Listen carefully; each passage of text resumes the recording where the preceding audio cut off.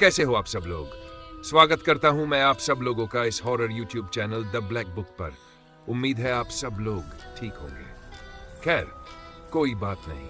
तो आज मैं लेकर आया हूं आप सब लोगों के लिए एक खौफनाक और रहस्यमयी कहानी। तो तैयार हो जाए, क्योंकि आज हम आपको एक ऐसे डर के सफर पर ले जाएंगे जो आपके दिल की धड़कनें तेज कर देगा।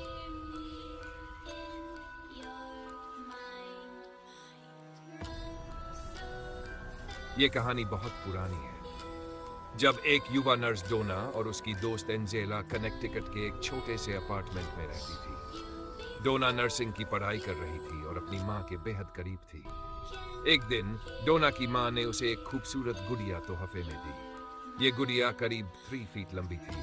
उसकी बड़ी बड़ी काली आंखें और मासूम सा चेहरा था।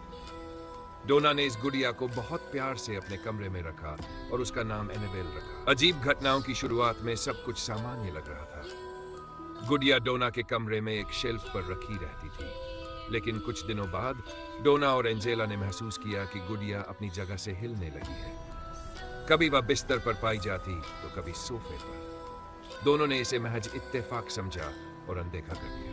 लेकिन चीजें तब और डरावनी हो गई जब डोना और एंजेला को घर के अलग अलग कोनों में छोटे छोटे नोट्स मिलने लगे। इन नोट्स पर लिखा होता था, मुझे मदद चाहिए और यहाँ से चले जाओ। ये नोट्स पुराने कागजों पर लिखे होते थे, जबकि घर में ऐसा कोई कागज मौजूद नहीं था। एक दिन डोना ने देखा कि गुड़िया के हाथों और चेहरे पर खून के छोटे छोटे धब्बे थे। ये देखकर वह दहशत में आ गई।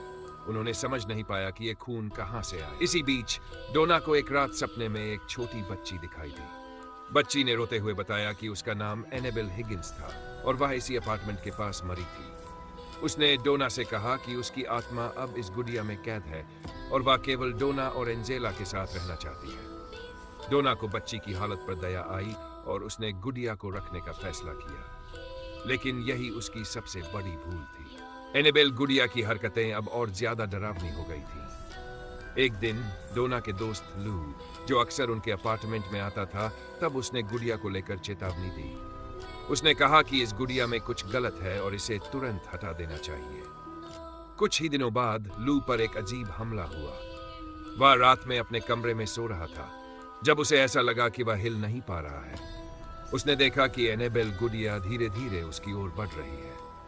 फिर उसने महसूस किया कि उसके सीने पर किसी ने तेज पंजों से खरोंच मारी है। सुबह उसके सीने पर 3 गहरे निशान थे। डोना और एंजेला ने इन घटनाओं से परेशान होकर एक पादरी से संपर्क किया।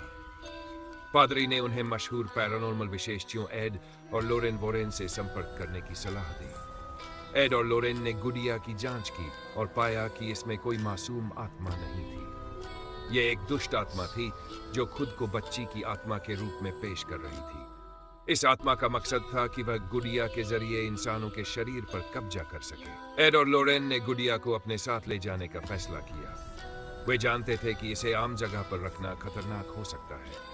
उन्होंने गुड़िया को अपने संग्रहालय में एक कांच के बॉक्स में बंद कर दिया। इस बॉक्स पर लिखा गया, चेतावनी, इस बॉक्स को न खोलें। आज भी यह गुड़िया एड और लोरेन के संग्रहालय में रखी हुई है।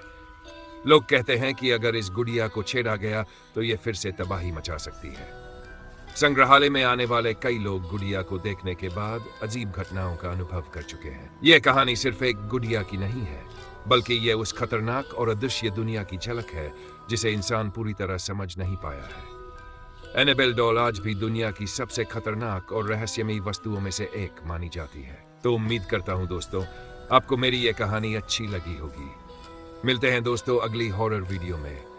तब तक के लिए अलविदा दोस्तों। और जाते जाते आपको एक बात और बताना चाहता हूं दोस्तों, इस चैनल को सब्सक्राइब और बेल आइकन को प्रेस करें, जहां आपको डर और रोमांच का अनोखा संगम मिलता है।